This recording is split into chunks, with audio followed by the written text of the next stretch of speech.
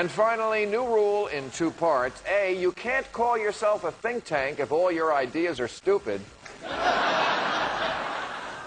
And B, if you're someone from one of the think tanks that dreamed up the Iraq War and who predicted that we'd be greeted as liberators and that we wouldn't need a lot of troops, and that Iraqi oil would pay for the war, that the WMDs would be found, that the looting wasn't problematic, that the mission was accomplished, that the insurgency was in its last throes, that things would get better after the people voted, after the government was formed, after we got Saddam, after we got his kids, after we got Zarqawi, and that the whole bloody mess wouldn't turn into a civil war, you have to stop making predictions.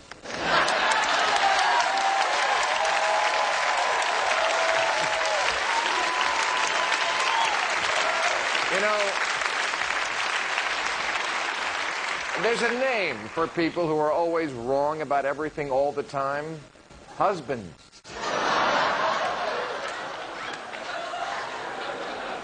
You know, it's a shame what happened to think tanks. They used to produce valuable apolitical analysis, but partisanship crept into many of them, and the Bush administration doesn't just come up with something as stupid as, if we leave now, they'll follow us home.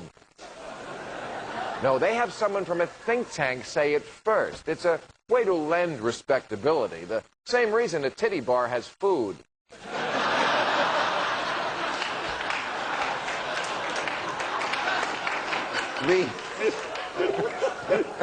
I hear.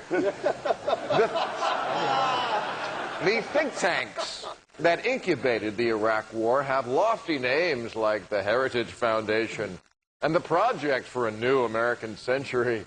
Whatever. They've been wrong so often, I'm surprised they're not my broker. Richard Pearl thought we could win Iraq with 40,000 troops. Paul Wolfowitz predicted in 2003 that within a year the grateful people of Baghdad would name some grand square in their fine city after President Bush. And he was right when he said they'd be waving American flags. They were on fire. William Crystal poo-pooed the fears that Sunnis and Shiites would be at each other's throats as the stuff of pop psychology. Right, and having your head chopped off is just a quick way to drop 11 pounds. Crystal, of course, is revered by much of the right because he was Dan Quayle's chief of staff and was known as Quayle's brain. You know that. Which sounded impressive until I remembered Dan Quayle didn't have a brain. And now Mr. Crystal proposes immediate military action against Iran, predicting the Iranians will thank us for it. Hey, you know what, Nostradamus? Why don't you sit this one out?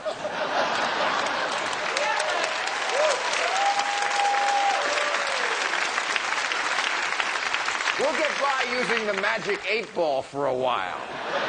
Because you guys have been so wrong about so much for so long, people are actually turning to the Democrats. So we can say Iraq was a noble experiment, if that helps you.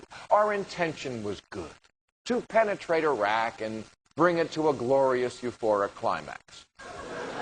But it's clear now that's just not going to happen. And yet we're still pounding away, causing the whole area to become painfully inflamed. And in that situation, the kindest thing you can do is just pull out. All right. Thank you very much, Colonel. That is our show. I want to thank Barney.